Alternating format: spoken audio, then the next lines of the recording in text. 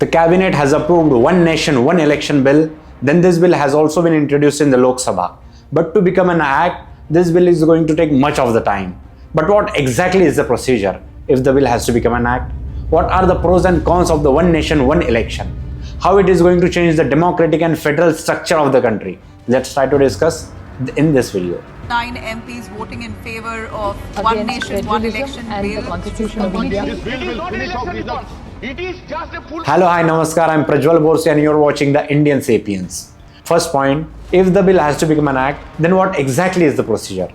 The Law Minister introduced this bill in the Lok Sabha, which is called as the 129th Constitutional Amendment Bill 2024. BJP and India have supported this bill and Congress and India Alliance are opposing this bill. This Constitution Amendment Bill has been introduced in Lok Sabha and it has secured simple majority. Means it has secured more than 50% votes of the Lok Sabha. Now, the bill is going to be transferred into the Joint Parliamentary Committee, means JPC. The committee will discuss the issues regarding the bill and then again the bill will be tabled in Lok Sabha for discussion and for the voting. But if this bill has to become an act, then both the houses of parliament, that is Lok Sabha and Rajya Sabha, have to pass this bill with a special majority. That is a 2/3 of the majority. This bill deals with the federal structure of the country. That is why on top of that, more than 50% of the Vidhan Sabha, means Assembly of the States, should ratify this bill, meaning 15 states should accept this bill if it has to become an act. And there is no time boundation for the state assemblies about the acceptance of this bill. Neither there is any provision of joint parliamentary sitting of Lok Sabha and Rajya Sabha. So one can imagine the difficulty level of the procedure of passing this bill. Then understand what exactly is one nation, one election. All the elections will happen at the same time, whether it is central election, state elections, municipality or Gram Panchayat elections. This all will happen at the same time simultaneously. But what is the history of one nation, one election?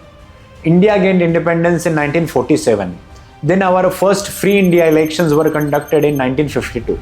These elections was one nation, one elections only, because the central and state elections had happened at the same time simultaneously. But as years passed by, the schedule of state elections delinked with the schedule of central election.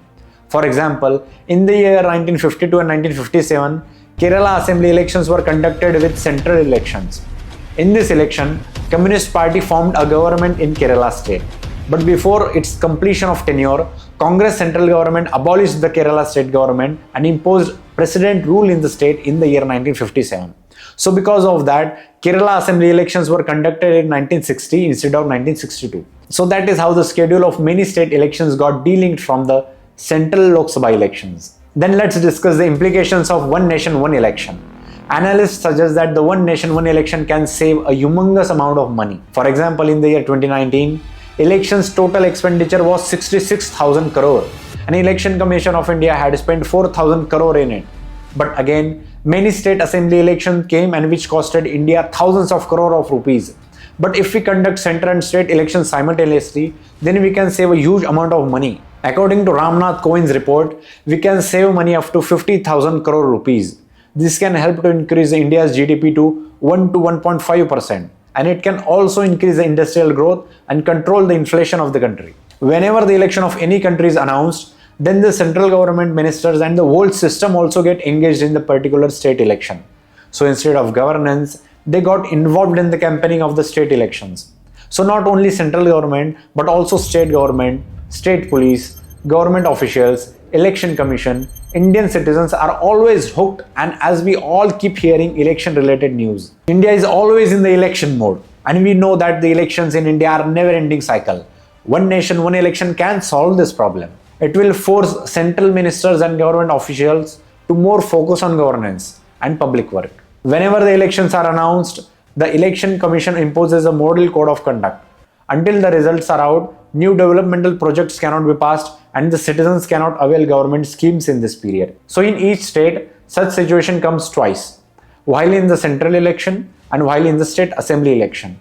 One nation, one election can solve this issue. However, some analysts are also suggesting that if we conduct all the elections at the same time, then the local issues and the regional issues will be sidelined by the national issues. For example, in the state election, candidates often address local problems like scarcity of water, education, healthcare, etc.